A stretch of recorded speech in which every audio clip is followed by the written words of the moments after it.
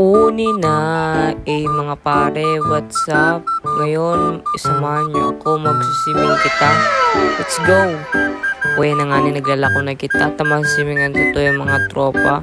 Alat-alat na nga na kitang jeep. Uy na, nakasakay na nga kita dyan, papasiring kitang libmanan sa satong sisimingan. Uy na, ang tinampo, was shout out. Sobrang lubak at ang tukad na lubak pa, aray ko.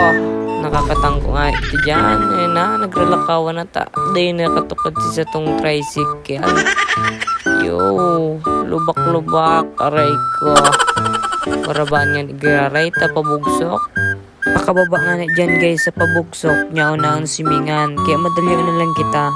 So pakababa tangani dyan, mabayad na tulos kita para makasiming na kita ta anong oras na.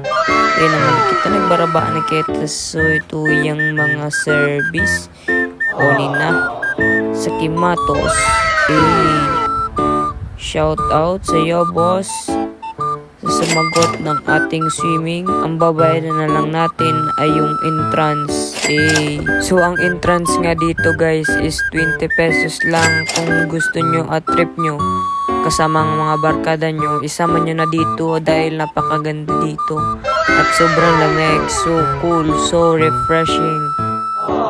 Nature recharge our body, mind and soul. Yeah, alright, so let's go. Kakain muna tayo mga lods. Siyempre, bago kumain, yan nga mga kasama natin.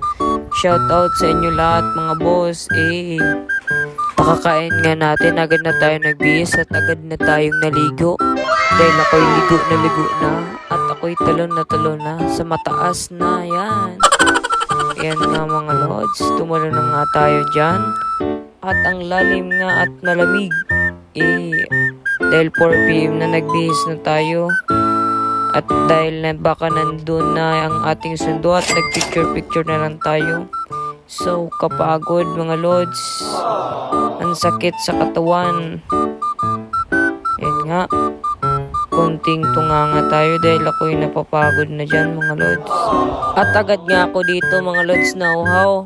Kaya kinuha ko yung takip ng aming water jug dahil ako'y wala nang maisip. Wala na tayong ibang maisip na inuman. Kaya kinuha na lang natin yung ating takip ng ating water jug mga lods. Ang sarap ng water. Kaya nga uhaw na nga ako dyan mga lods. After ko nga yan magbunlaw. Yan ang nga kinuha ko dahil ano pa. Kung mapipili ako ng ibang inuman, mauuhaw ako. Yan nga mga lods, kaya wag tayo magpipili-pili ng kung ano-ano pa. Kung ano nandyan, yan ang